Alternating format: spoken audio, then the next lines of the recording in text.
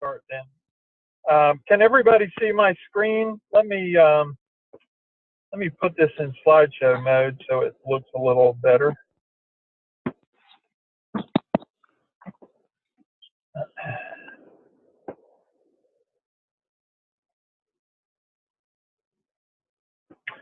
All right, can everybody see that? Yep, we can see it. Okay, great. Yep, good. Hey, so guys, the purpose of this is really a follow-up to my trip to Raleigh-Durham and Greensboro last week, and the great discussion that we had there in refining how we engage customers in our Agile process. And as I was on the plane home and sort of going through my notes and thinking about what all of you told me, I thought the best thing I can do for the team is think about these meetings that we're asking them to have. Think about whether the number of meetings and the time in meetings is realistic. And then if it is realistic, or if it's not, we need to make it realistic. And then how can we have successful meetings that avoid some of the problems that we identified in our discussions together? And I know that meetings are a chore. And believe me, to me, there's no one that hates meetings more than I do. But meetings are the only tool of management. And if you are not having successful, effective meetings, you are not managing, period. There is no other way to manage under the sun without good meetings. So what I want to do on this call is show you just really briefly what our customers see in the sales process, and then I want to go through each type of meeting that I'm asking you to have and help you understand how to do it effectively, how to prepare for it, how to keep it short, and who needs to be on what meeting. And I think once we get through this meeting structure, you will understand, I think, at a deeper level how the process is supposed to work and how you can keep your lives sane and happy in terms of the workload and making customers happy. Does all that make sense? Yep. Yes, it does. It does. All right. Yep. All right, so I'm going to fly through these customer slides. I've shown you this one when we talked about how we're going to operate with customers and infrastructure as code, locking down production. This is our change management process. This is, the inflection points in our DevOps maturity model. These are the things that we help customers in our embedded teams achieve so that they can operate the way I just depicted in the other slide. But this is where I want to spend just a little bit of time helping you understand what we tell customers an embedded team is, okay? What we say to customers is, if you are considering how you're going to be successful in the cloud, you have two options. You can use a partner, or you can hire and train your own people and do it yourself, okay? So if we think about a customer who is thinking of hiring a cloud engineer or a DevOps engineer, and there's a cost to that engineer, and right now in the market, that cost is high.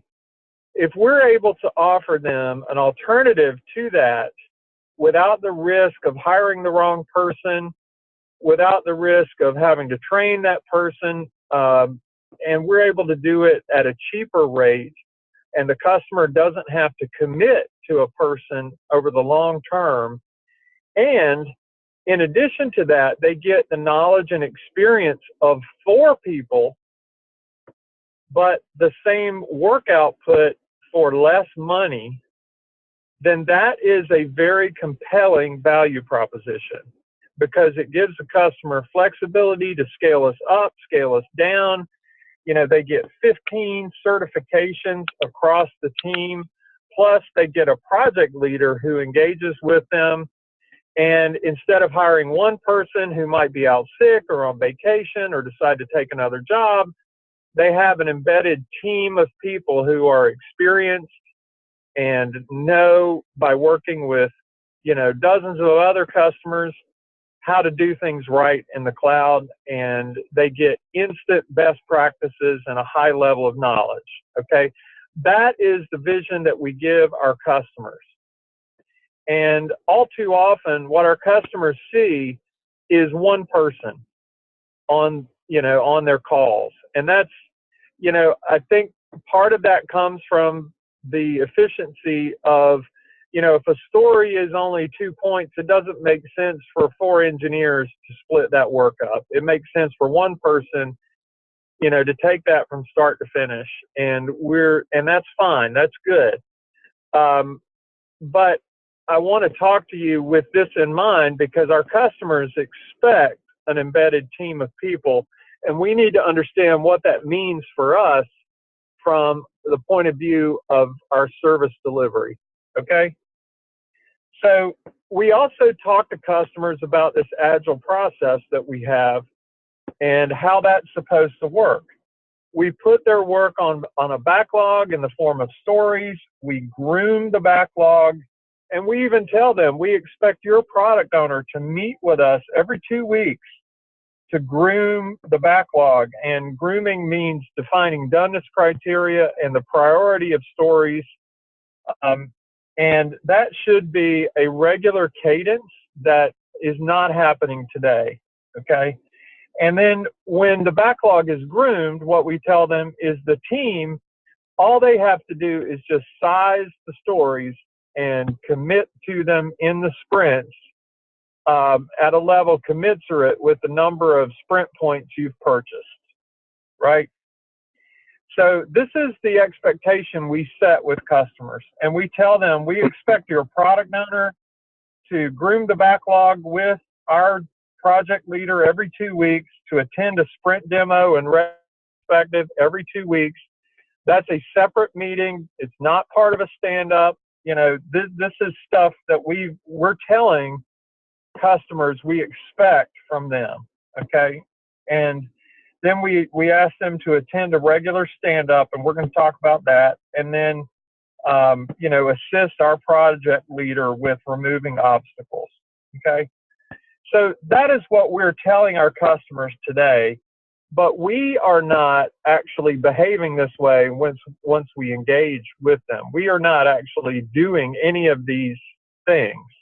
We're having stand-ups that go for hours trying to accomplish a lot of these tasks in inefficient ways on stand-ups, but we are not conducting successful meetings, and we are not really abiding by very much Agile ritual at all.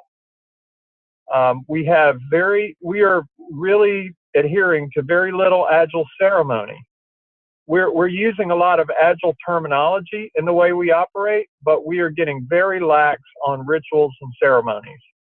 Okay, and our customers have been led to expect that from us. In fact, many of them have been told that we can help them with Agile, and we can help them be better at Agile. So we need to raise our game in Agile, and that starts with the meetings, ceremonies, and rituals. Okay, any questions about any of that before I get into the meetings? Okay. All right, so the first meeting I want to talk about is the regular stand-up. Now, normally in Agile process, that's a daily meeting. I understand that it's happening generally 2 times a week, and I'm fine with that. If that is working, if, stand-ups 2 times a week instead of every day is working right now, I'm not asking to change that. What I am asking to change is who is on the meeting and what we're doing in the meeting, okay? So what is the purpose of a stand-up? The purpose of a stand-up, there's 2 purposes. One is to report on the work you did yesterday and what you're doing today. And that's very quick. I mean, we could almost do that in Slack, right? But the second purpose is to identify blockers. Okay, so this meeting should take no more than 5 minutes, period, for the team member. Now, it may take more for the project leader, and I'm going to talk about that. who should attend this meeting? It should be the product owner from the customer, and then any team member who has a commitment in the current sprint. All other team members who don't have commitments in the sprint do not need to attend the stand-up for this client, okay? So if a client has a 16th of a team and they have a 2-point story and Josh is doing that, only Josh needs to attend. The other 3 people on the team don't need to be there. Does that make sense? Okay. Now, It does. if Josh has no blockers and he needs nothing and everything's going fine, then this meeting should go like this. Hey, Mr. Product Owner, it's Josh. How you doing? Great. All right, real quick. Yesterday I did X. Today I'm doing Y, and I have no blockers. Great to talk to you. I'll catch up with you later in the week. Bye. That's the meeting. Okay? That's it. That's all that should happen on a stand-up. Now, if there is a blocker, what Josh is going to do is he is going to have a pre-meeting conversation at some point with Brian and say, Brian, I've got this blocker. I need you to be on my stand-up tomorrow. And I need you to let me off the call and you track down this blocker with the product owner, okay? So in that case, what's going to happen is Brian Conklin will be on the meeting and Josh and the customer product owner, and Josh is going to say, hey, Mr. Product Owner, yesterday I did X, today I'm doing Y, and I have a blocker that Brian is going to talk to you about. Goodbye. That's it. And Josh is off the call. Brian stays on the call and talks about the blocker. Okay? Any questions about that?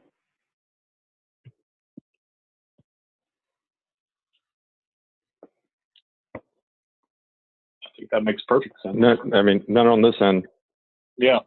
Okay. Good. So the key preparation for a good stand-up meeting, to keep it brief for you, and your goal is to be brief. The key preparation is reach out to the project leader. Ken, Yes, please. I actually Please do ask. have one question. So at what point is the person that, say, has a blocker supposed to bring up their blocker with their lead? Is it like just before the meeting, or just to kind of ping them in Slack? It's kind of the process there for them to do that. That it's So understood. the person As the person that has early the as blocker, they know about the blocker, exactly. as early as you know about the blocker, that's the win. Okay? Don't wait till Cool. right before the meeting. As early as you know about the blocker, raise it to Brian. And I would recommend talking to him, because most blockers I've discovered are hard to discuss in Slack, because there's never just one thing. It's like, well, if we could get this or that, and there's probably some discussion that needs to be had. If you can do it in Slack, that's fine. But I think it's probably going to be a phone call to Brian, or a Slack message that says, can we talk? I've got a blocker, or something like that. Well, and remember, Brian and I are splitting up the clients as well. So we will send out to the team who's going to be handling what, because I don't think all of it can be single threaded through Brian. But the point I think that Kenneth is raising that is, extremely important is that we know the blockers before we just go, blindly into the meeting. And as early as we can define that and know that the blockers are identified, then we can even start working on, removing those blockers beforehand. So, if we get into a meeting and it's like, here's what I did, yesterday, here's what I'm going to do today, we may even be making progress on some of the blockers in back channels. And, Brian and I can take some of that load off of you guys so that you're not feeling that weight. But, as soon as we can identify it, we will make the appropriate, contacts with the client to start resolving those. That's really our job, is to remove those obstacles. Yeah, so there's 2 keys to the stand-up. One is, I don't want team members talking about blockers to the customer. Number 1, you're not good at it. Number two, it's a waste of your time. You're better at more highly valuable things, okay? So I want you talking about blockers to Brian or Jason ahead of a stand-up, and I want you to get the hell off the stand-up as soon as you can. So literally, the conversation should take less than 60 seconds for you to be on that meeting. Now, the meetings could go longer than that, but the team members or team member should only be on the meeting for the time it takes to say what you did yesterday and what you're doing today. Because you're not going to talk about the blocker. You're just going to say, Brian's going to talk to you about the blocker. Goodbye. That's all you're going to do. Okay? Hey, Kenneth. This is John Cleve. I have a quick question. So I think we're all in agreement here. I love this. I'm with you as far as, excuse me, not loving being on the phone. How do we set the expectation with the customer that we are just trying to get in and out and make this as quick as possible? Because I have a couple that they just want to chat. They want to feel, 30 minutes allotted for this stand-up, and by golly, they're going to talk for 30 minutes. So how are we going to manage the expectation of the customer around making this as quick as possible? Jason is showing this same slide deck to every one of our customers this week, and the ones we can't get to this week, Brian and Jason are going to catch them early next week, but we're setting that expectation as we speak now with the customers. This is going to be a shock to a lot of them because the way we're working today, our stand-ups are our retros and our backlog grooming it's everything. And anything else under the sun that needs to be discussed, we're doing it in stand-up. So we're going to tell our customers, look, to get you the most value out of your team, we're going to make our meetings more efficient. This is what a stand-up is, but there will be other meetings where you'll discuss the other things that you're currently doing in stand-ups, okay? And that's a good segue into these other meetings. So if everybody's clear on this one, I'll move to the next one. Is that good? Yep. Thanks, Kenneth. Yeah, is there you were talking about, sorry, real quick, you were talking about setting that expectation. You're going to talk to them this week and next week. Is there a way to have a spreadsheet of who you have and have not talked to so that when we get on the phone, we're prepared on which way to go? Yeah. Absolutely. Absolutely. Yeah, absolutely. Yep. Cool. That's all I had. Thank you. Good idea. Okay, the next meeting is product backlog grooming. And the purpose of this meeting is to prioritize the stories on the backlog and to define clear doneness criteria. The good news about this meeting is that nobody on this call should ever be on that meeting except Jason. Okay?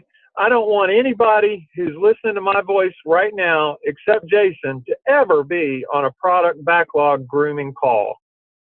Those calls are going to be done by Jason and or Brian along with the customer product owner, and sales is an optional attendee to product backlog grooming. Now, is there ever going to be a situation where we have a product backlog grooming and we think we've defined clear doneness criteria, but once Chris McCubbin sees the doneness criteria, he's like, all right, you guys are idiots. You didn't even tell me this. You didn't tell me this. What about this? What about this? Is that going to happen? Yes, that is going to happen. Okay.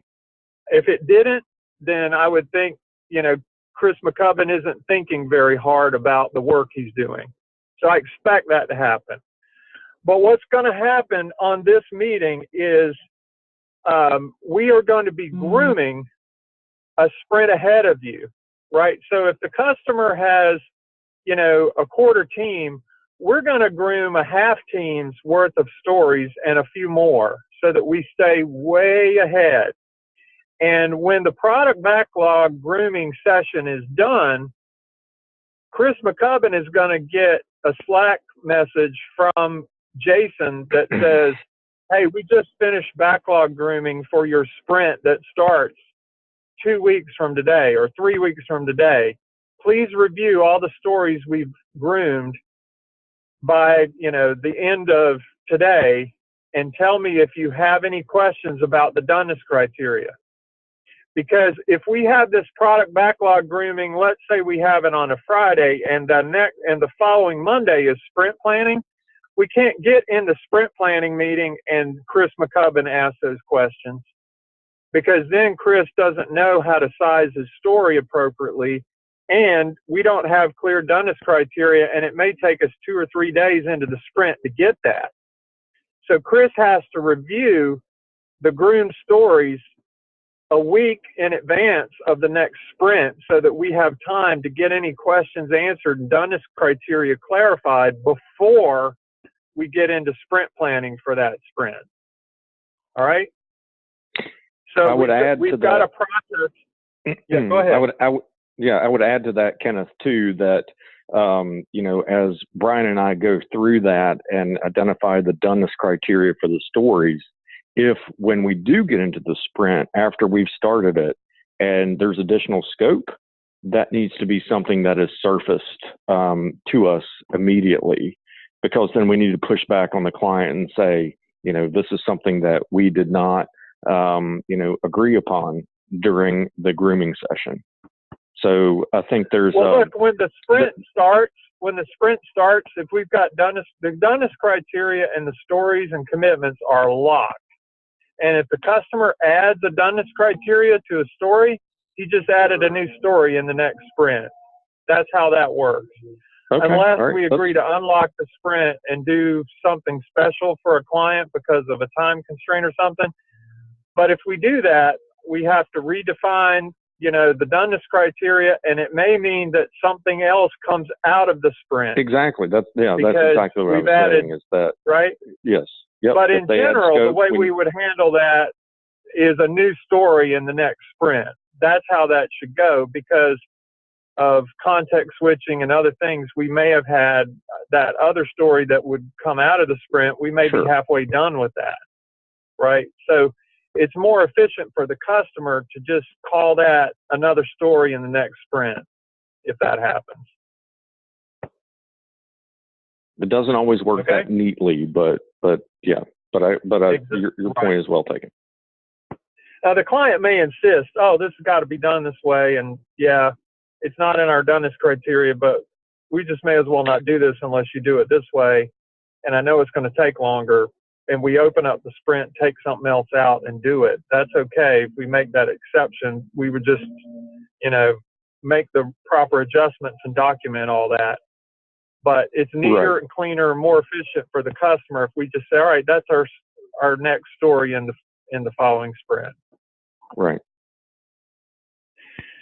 All right, any questions here? This should be easy, because all we need for you to do, the people on this call, is just pay attention to Slack, and when we finish the grooming, review the stories and the doneness criteria and be sure they're clear. Okay? All right, sprint planning.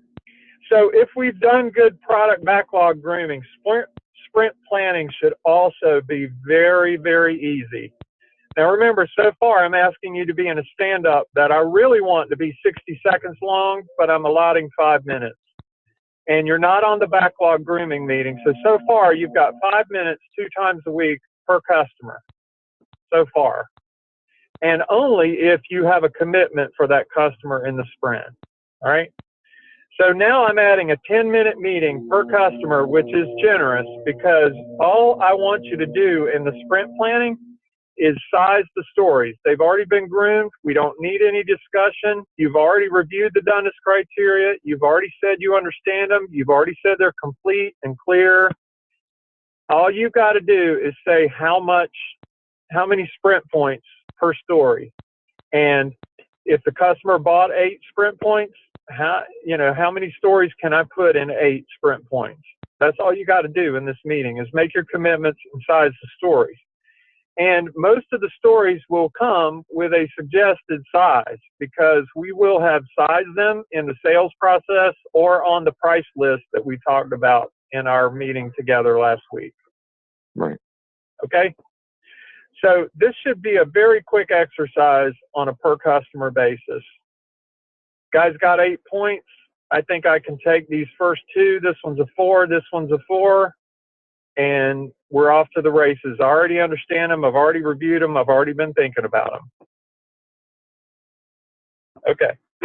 So who's going to be in this one? Every team member on the customer's embedded team, whether you have a commitment or not. Every single team member, all 4 of you, if you're on the embedded team for Paciello Group, which is a 16th of a team customer, all 4 people have to be involved in sprint planning, which I think is no big deal because you do this at the squad level anyway, if I'm right. Is that right? Now, why am I asking all 4? Okay. Why am I asking all 4 team members to attend the sprint planning for every customer? Well, for a number of reasons that we discussed. One is all 4 team members need to have access to a customer environment, and they need to be aware of what's happening on the account. And sprint planning is one of the ways that you become aware.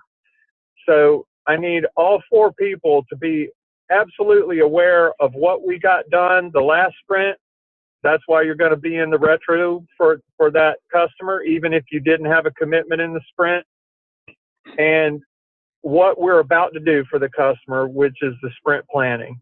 Okay, so if, for example, Josh is the lead on an account and he's the one making the sprint commitment, and his other 3 team members are in the sprint plan, and then Josh has a heart attack and goes into the hospital, Josh has been documenting all of his work in Confluence, and everybody else on the team already has access to the environment. They already know what Josh was going to do and what we got done last sprint. So the customer sees that the team takes up the slack for Josh. Or if Josh is about to plan a vacation or some off time during the sprint, he's going to discuss with the other team members about how to cover his commitments. Okay? I would prefer Josh just win the lottery instead of have a heart attack. I mean, I'm just saying. Yeah. Well, if he wins the lottery, he wouldn't even show up for this, right? Just saying. All right. So the key preparation here, guys, is you have to review the stories at least a week in advance. Right after they're groomed, you have to review them and be sure that all the doneness criteria are there and that they're all clear. And if you do that, sprint planning will be painless. If you don't do that, we'll get into long, drawn-out discussions about, well, does it include this? Does it include that? Which way do they want to do this? What about encryption? Blah, blah, blah, blah, blah. And we'll get to a place where we don't know. The customer didn't really say. I'll need to go ask them. And we won't even get sprint planning done. All right, so to prepare for this meeting, you have to review the groomed stories right after they're groomed for the sprint that starts 2 weeks from now or whatever, whenever it starts. Okay? Does all that make sense? Okay. It does, and once Brian and I have done that with each of the the individual clients that we're going through the planning with and going through the grooming with, we'll post that. So we both so we have a blue squad channel, we have a gold squad channel. I think we'll post into each of those channels where we got the different teams. When that's been done, in order to do that review, so that it can happen, because it's not gonna all be on one day, but it's going to be over, a series of, a week.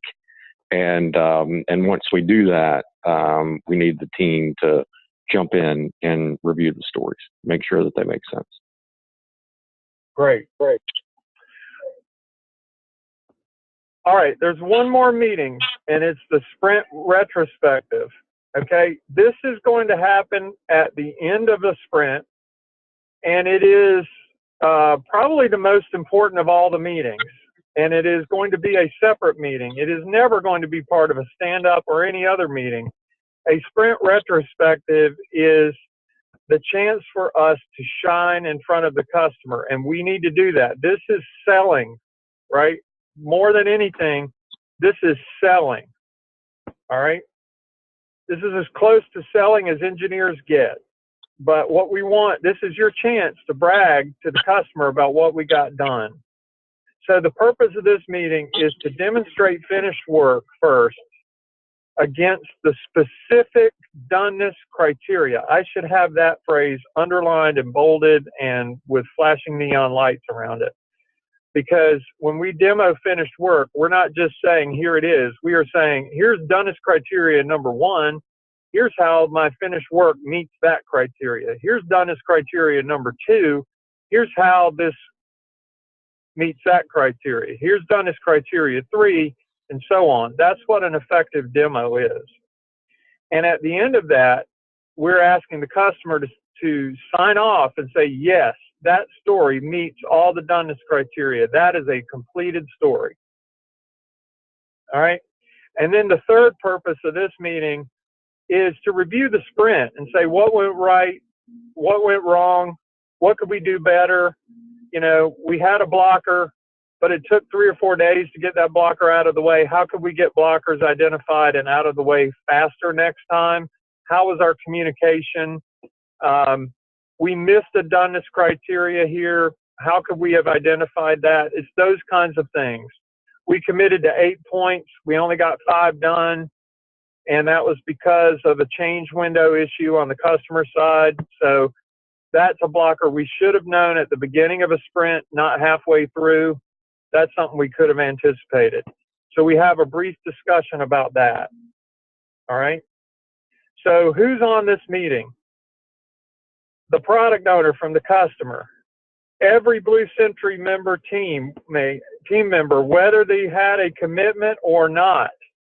Again, this is partly optics. We need the customer to see that they have 4 team members, not just 1 or 2. And it's partly because we want all the team members to be aware of the work that got done, the issues the customer had with the work, and where we are in the account and the relationship. So it's a very important meeting, both for us and for the customer to see they have a team, the team's performing well, work is getting done, and the work is of high quality. Okay? So in addition to that, the Blue Sentry product leader, project leader, or engineering leader, that's Brian or Jason, and then the Blue Sentry salesperson will likely be there as well. And right now, the sales team, sometimes they're attending the stand-ups. That will stop. This is the meeting where they're going to plug in and have discussions with the customer. But now, once you have demoed your work and reviewed the sprint with the customer, you can get off. And any other, relationship level discussions that need to happen, all of that, let the other people handle that. The team needs to get back to work. The team is there to demo their work and to talk about what went well in the sprint, what could have gone better, what could we do to make the next sprint better. Once that's done, all the team members are gone. And it's just Brian, Jason, and maybe a salesperson on with the client until the meeting is over. Make sense? Okay. It does. Yep. All right. The key preparation for this meeting is to ensure that you have an effective demo of whatever you committed to in the sprint that speaks to each doneness criteria. Okay, and that doesn't mean that if you built Terraform, that doesn't mean you necessarily have to run the Terraform and show the customer everything it does. It may mean that, but what it does mean is that you have to speak to each of the doneness criteria and show some kind of demonstrable proof that that criteria was met. All right? And also do a little thinking ahead of time about the sprint that just finished. What was good about it? What could have been better? What could you do next time? So that's how you prepare for that meeting. All right? I would say Any Kenneth, questions?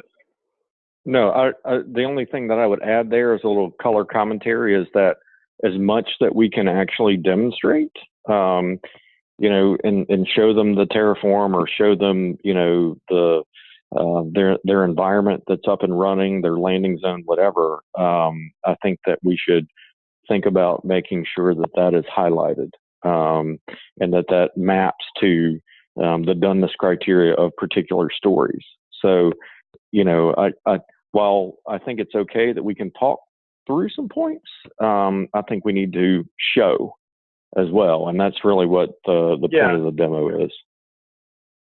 That's right. Demonstrable proof, not just you say it's done. It's demonstrable proof. And sometimes that could be you're actually running some code. Sometimes it could just be showing something. Right.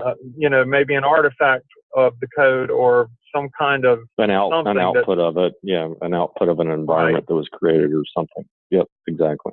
But the key word is demonstrative and show. It is a show. It is not a tell. Right. Okay. That's right. All right. So I'm hearing in Slack that we're spending, you know, anywhere from 2 to 5 hours a day in meetings. That is not what we want. Okay. So I hope you're getting a picture that your meeting time is about to go way down, while at the same time, we are going to do better work. Okay. And our customers are going to be happier because we are defining doneness criteria better, and we are nailing it in the retrospective. When we demo a story, we are nailing it, and they are signing off on completed work, and we are identifying blockers, and they are seeing that they have 4 people, not just 1. All of those things are making the customer happier, and we are doing that at a fraction of your current meeting time workload. All right, so let's talk about what the meeting time will be. Now, right now, Blue Squad is at a big disadvantage because they have more customers than Gold Squad does. Okay, so their workload and meeting time overhead is a lot more than Gold Squad because they have more customers, smaller relationships. And so, you know, I've sat down and thought through all this meeting time. And for Blue Squad, though, the good news is it's only 195 minutes a week, which is what right now, what you're telling me you spend per day, 2 to 4 hours. This is 3 hours and some change per week with Blue Squad. And we may, over time, figure out a way to shift some clients to Gold or something and allocate larger clients evenly across the teams. Right now, Gold Squad has more large clients. Blue Squad has more small clients, so they have a greater number of clients. And there is a meeting time inefficiency and a context switching inefficiency on Blue Squad that Gold Squad doesn't have to deal with. Okay.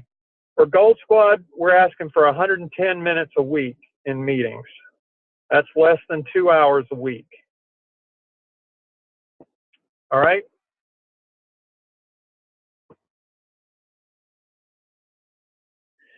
So, you know, in a sprint, this is 2 hours per person. So across 4 people, that's 8 hours of meetings per person, per team. So per team, we've got about, you know, a little less than 2 story points per team per sprint that is going to be eaten up in meetings. So there is some overhead here, but I think we've minimized it. We've made it very effective and efficient. The key to this working, though, is to prepare for the meetings and to stay disciplined and get on, say your piece, get off, and prepare. That's it. Yeah, that's what I was going to say. I think the key is going to be, you know, keeping the stand-ups very succinct. That's where we tend to lose a lot of time. And so if we can keep those to 5 minutes, that's going to save everybody a lot of time. Because we tend to get on those and, you know, the customer rambles. So I think, you know, the work that Brian and I are going to do to reset expectations with the clients is going to go a long way to making sure that, you know, we don't fall into that trap But I also would ask that everybody on the team that's listening to us right now really make sure that you're holding true to the, what did you do yesterday? What are you going to do today? Do you have any blockers? And that's it. That's really what it's about. Don't let a customer drag you down, because, once they've got your ear, they'll pull you in a heartbeat. And we can't have that.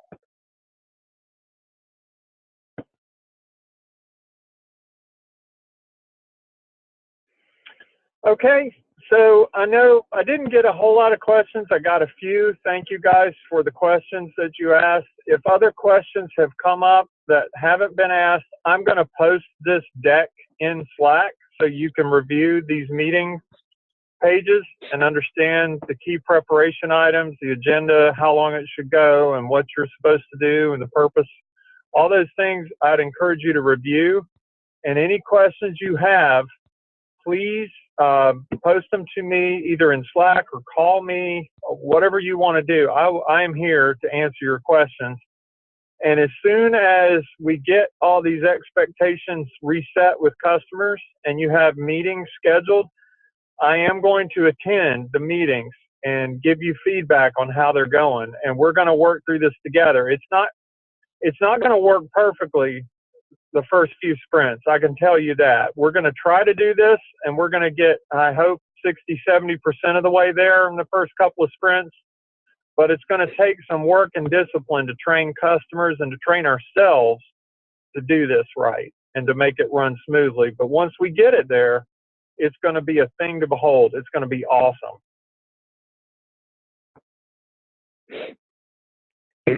I'd like to ask, for some feedback from some of the guys. So, Dennis, Cleve, C-Mac, Parker, other, guys that are on the team, Mike Holcomb, that are in it in the day in and day out. I mean, what are your thoughts? Do you think that this is, going to, hold true? What are your thoughts based upon, your day-to-day dealings with customers? So I'll jump in. My only concern is grooming the backlog 3 weeks ahead of time. I understand going in there and putting acceptance criteria and all on stuff. That's good. But if I'm understanding correctly, like 2 weeks before the sprint starts, we're going to have the next set of items ready to go. And I think customers are going to be more dynamic than that. Obviously, we just got to, do what they want us to do. But that's one of the things that just seems like I'm not sure we're going to get away with that. But I do think having the acceptance criteria in there 2 weeks earlier, there's nothing wrong with that. Okay. I think that's fair. I think we will define acceptance criteria maybe 2 weeks in advance, and then in that 2 week interim period, the customer may change it. I think that's fair. What I'm saying is not that once they're groomed, they're locked, and that's how it is. Actually, I'm saying the opposite. That grooming is just to get the initial straw man out on the table, and I'm asking the teams to review that and ask more questions and get the changes done quickly. I know the customer is going to change it. I know we're going to change it. Right. But the key is we have the grooming meeting to get a straw man set of doneness criteria out there that we can start debating before the sprint. That is the key. Yeah.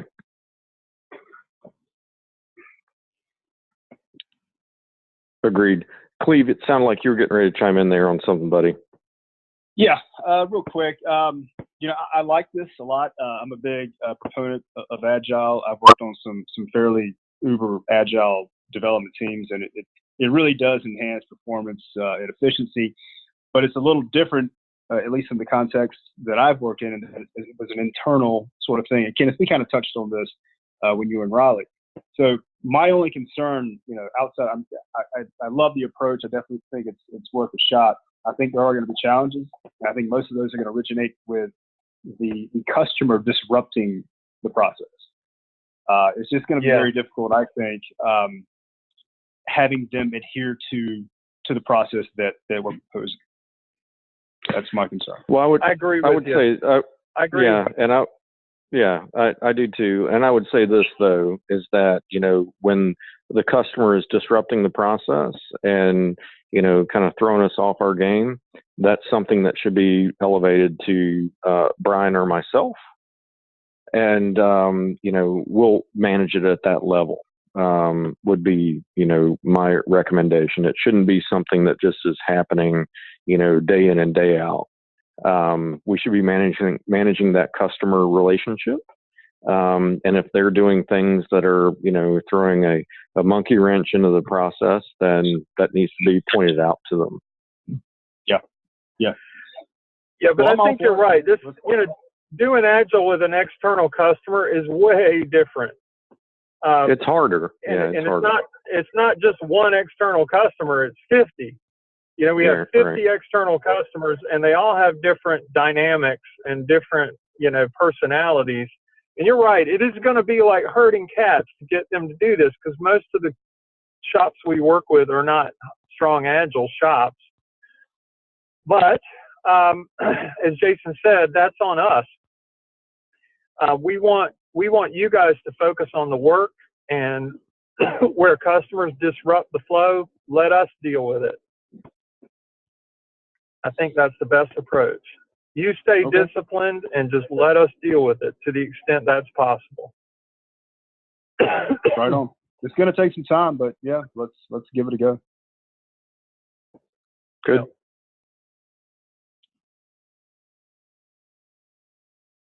That's all I have. All right.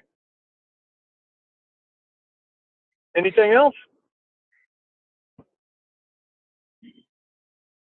Okay, guys. Well, you can see, I hope you can see that you've ignited a passion in me as a result of our meetings last week. I mean, I've really taken to heart what you've said, and I'm excited that we can make this thing awesome. And, getting into the details is really fun for me. And I'm looking forward to working with all of you to make this better. And let's put this ideal out there and see how close we can get to it, and see what iterations we need to make on it. I don't have any delusions that this is the perfect system. I think what this is an MVP, a minimum viable product, and we're going to just iterate on it, make it better. I agree. All right, guys. Well, that's all I have for you. I'm going to post this in Slack, and let's work together on this and iterate on it, make it better, figure out how to train our customers on it. Okay? Sounds good. All right. Thanks a lot. Okay. All right. Thanks, gentlemen. Okay. Thank you.